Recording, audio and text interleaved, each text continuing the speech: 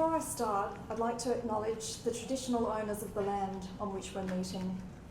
I pay my respects to their elders, past and present, and the elders of other communities who may be here tonight. It's great to be here for the Global Accounting Hall of Fame induction dinner. I'm sure most of you would have heard the saying, those who cannot remember the past are condemned to repeat it. Although it's a well-known quote, it seems to me that not enough people in business observe this warning. One would have thought that after Hayne's damning Royal Commission into banking, lessons would have been learned beyond the sector. Sadly, not always so. My recent expose into the cosmetic surgery industry, where greed, a lack of ethics, poor governance, and a blatant disregard of the most basic rules and regulations, a virtual rerun of the banking scandal, demonstrates quite clearly not much has been learned. Profit again was put before people. As an investigative journalist, shining a light on corporate wrongdoings is what I do. It's a profession that's tremendously rewarding and fulfilling. Some may choose to call it a vocation. My husband, Christian, might call it an obsession. Most importantly, however, it holds the rich and powerful to account and gives a voice to the voiceless, sometimes the most vulnerable and marginalised in the country, in the community. I'm sure Ben Butler and Sarah Danker, two amazing investigative journalists here tonight, will agree when I say public service journalism is a vital part of healthy democracy. In the age of highly partisan news, good journalism matters more than ever. As a past inductee to the Hall of Fame, I feel I'm among friends who understand the vital role of investigative journalism plays in the functioning of a free and open society. The 2019 Hall of Fame Award was awarded for my investigations into the banking sector, which helped trigger a Royal Commission and a number of recommendations. Sadly, not all those recommendations were carried out, and some of the legislation was watered down. Nevertheless, the fallout was profound. Compensation was paid to victims. There was a clean out of senior management ranks. Banks sold their financial planning and life insurance arms, and there was an overhaul of compliance and governance. All good and necessary changes. The public lost trust in the banks because they lost their sense of ethics and good corporate governance. The social contract that had hitherto guided the banks went the same way as the Titanic. This failure in ethics and governance is a common theme in many of my investigations. My work and the work of other journalists will continue for as long as individuals and organisations don't learn the lessons of history, which are simple enough. You won't get away with it in the long run. More recently, my attention has turned to the health sector, which is run by dozens of regulators, but most of them aren't fit for purpose. The corporatisation of some parts of this vast sector has been driven by greed, with patients seen as walking ATMs. In the case of cosmetic surgery, it's worth more than $1.4 billion a year. If you throw in hair laser, Botox and fillers, and we're talking billions of dollars. Like the other investigations, the stories have been difficult to tell, largely due to powerful vested interests and an abundance of lawyers. But it reached new heights in May, when the biggest in the country, Cosmos Clinics, received questions related to a story I was working on with the Sydney Morning Herald, The Age and 60 Minutes. Instead of responding, they ran to court hoping to kill it.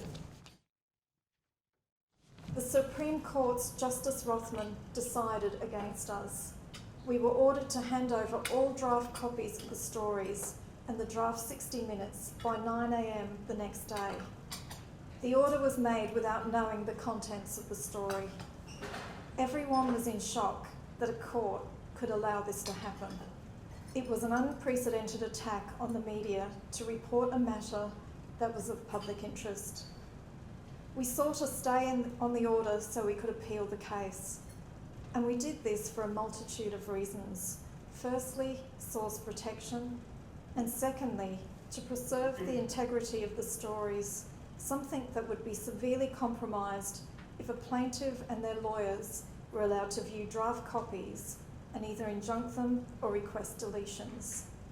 Unsurprisingly, it received a lot of coverage in the media. New South Wales politician Abigail Boyd made a passionate speech in Parliament warning what was at stake. And this is what she said: "The events in the New South Wales Supreme Court should concern every journalist in Australia and anyone who cares about holding corporations and powerful elites to account for egregious conduct," she said. And she went on, "The floodgates will open for the rich and powerful to wield the powers of the court if they suspect they will not like the story being told about them.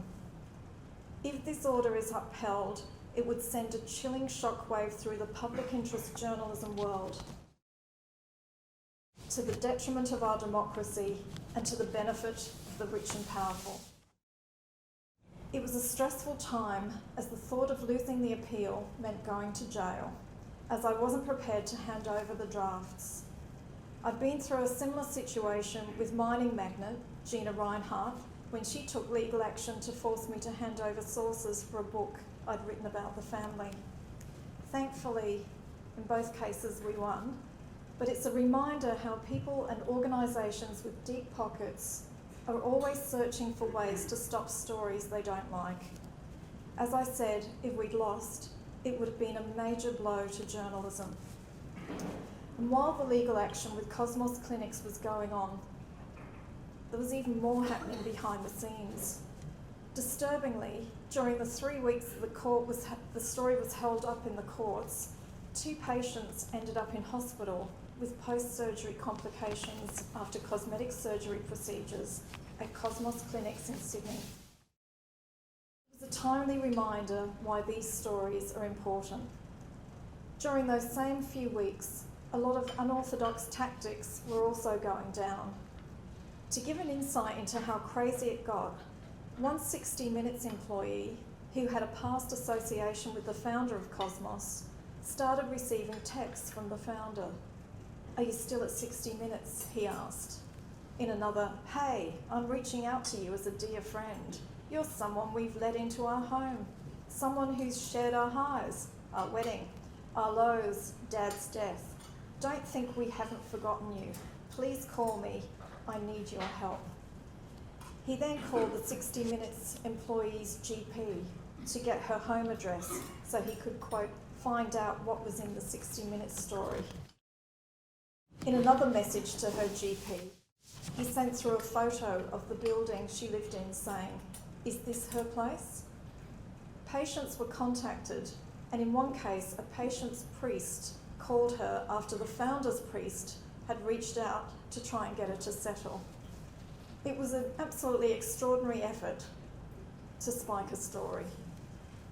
The other cosmetic surgery group I investigated, the Daniel Lanza Clinics, also used legal action to try and crush the stories. They rushed to the court with an injunction, which thankfully failed. They also targeted the whistleblowers to try and get them to back down.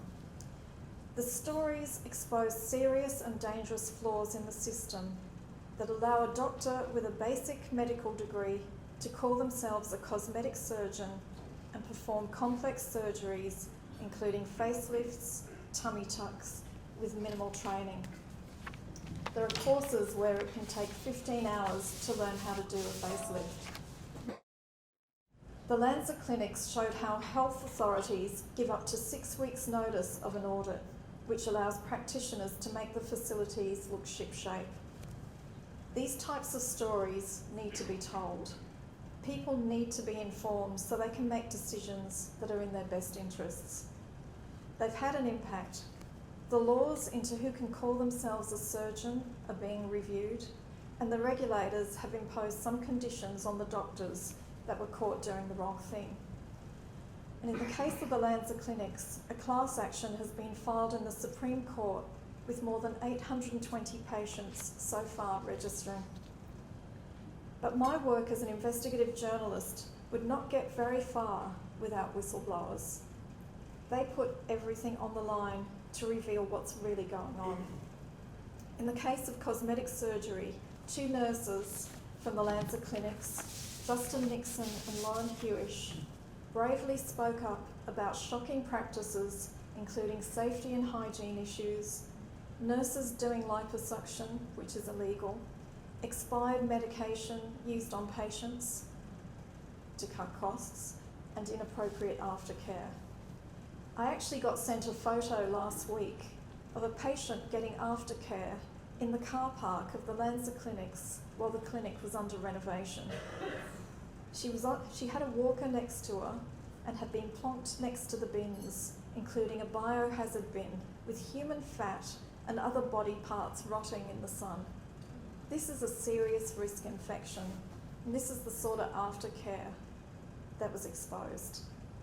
Others have come forward about Medicare, a story that exposed deep flaws in our universal healthcare system that was set up decades ago as an honour system with few checks and balances and a regulator that isn't just unfit for purpose, but the powerful medical union, the AMA, has veto over who runs it. And that's in the law. The leakage, which continues largely unpunished, includes patients misdiagnosed with diabetes, so the doctor could bill Medicare for extra billings. Some were charging Medicare for dead people in aged care homes. Some eye surgeons were injecting medicine in patients' eyes more frequently than they should to claim Medicare items. There's lots of errors because it's a complex system, and there's over-servicing. It matters because Medicare is taxpayers' money. And as one whistleblower said, as a healthcare worker, you're routinely facing shortages because there's not enough money to go around. There's ramping, hospital cuts, but certainly there's a huge pool of money. But the problem is you have avaricious predators diving into the public purse, and then eventually there's not enough money to go around. So that's why it matters. Thanks to whistleblowers, more and more examples of abuses in billing Medicare in radiology, pathology, cosmetic surgery have come to light. Whistleblowers take big risks for little or no reward. Australian Tax Office whistleblower Richard Boyle is waiting for judgment on his whistleblowing defence. If he loses, the case will commence before a jury with the real possibility of decades in jail if he loses. It's a mind-boggling long time. He's an amazingly brave person. How many people do you know who'd make such a sacrifice? Richard spoke up in 2018 as part of a joint venture I did with Four Corners, the SMH and the Age. He was worried about some heavy-handed tactics being employed at the ATO's Adelaide Debt Collection Unit. His home was raided by the Australian Federal Police, and the raid came just days before my Four Corners piece on the ATO was due to air. If the higher echelons of the ATO were trying to send a message, it didn't work. Richard went ahead. He had no personal gain in speaking up. He always maintained he did it because he believed it was the right thing to do. 2 months after charges were laid, the Inspector General of Taxation released a report that vindicated Richard Boyle, finding that problems did arise in certain localised situations for a limited period, particularly at Adelaide's local ATO site. And so we wait and hope that the Attorney General, Mark Dreyfus, will intervene and bring an end to the case. We also hope the government will introduce better protections for whistleblowers instead of persecuting the likes of Richard Boyle and David McBride. Whistleblowers are the nation's unsung heroes, not the villains. In the US, whistleblowers' contributions are applauded each year at a National Whistleblowers Appreciation Day in recognition of the important role they play in preserving American democracy and the rule of law. Whistleblowers in the US get paid a bounty if their whistleblowing leads to a successful prosecution and saves the government money. Here in Australia, you can go to jail for speaking out against wrongdoing. Whistleblower laws, both at state and federal level, public and private, don't work. We need a set of uniform federal whistleblower laws that protect and compensate those brave enough to speak out. Until we do, history will repeat itself and the scandals that plague Australia will continue. Thank you.